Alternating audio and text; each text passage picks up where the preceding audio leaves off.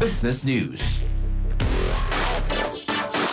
Then, nagpasidaan ang Department of Energy kung DOE sa tanang oil companies sa gasoline station sa nasod.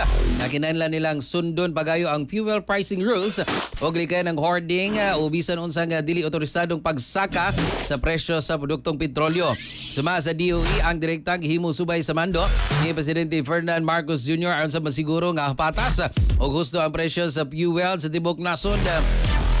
Gipalambo usab sa gobyerno ang monitoring o inspection sa mga gasolinahan uban sa tabang sa Department of Interior and Local Government kung DILG sa Philippine National Police kung PNP ang mapugnan ang posibleng hoarding o illegal nga pagpasaka sa presyo sa advisories DOE o kini ang kasamtangang presyo o price ranges gikan Marso 6 hangtod usab sa Marso 9 ning tuiga.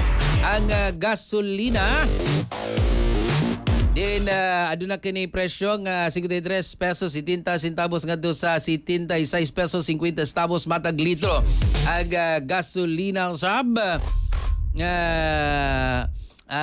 kini pong unleaded dunay presyo nga 50 pesos ngadto na sa 71 pesos .4 centavos matag litro og ang kini pong gasoline 91 adunay presyo nga 49 pesos ngadto sa 64 pesos 20 centavos matag litro.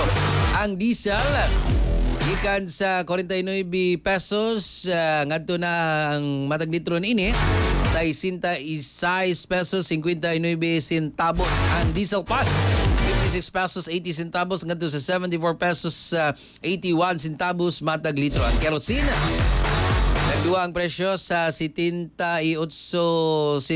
pesos 90 centavos ngadto sa 99 pesos 89 centavos matag litro.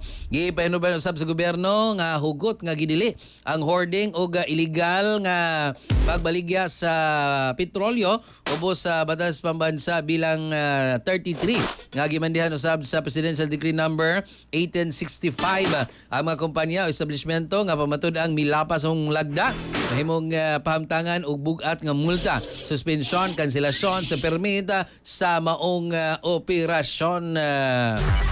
Express Balita. Express Balita.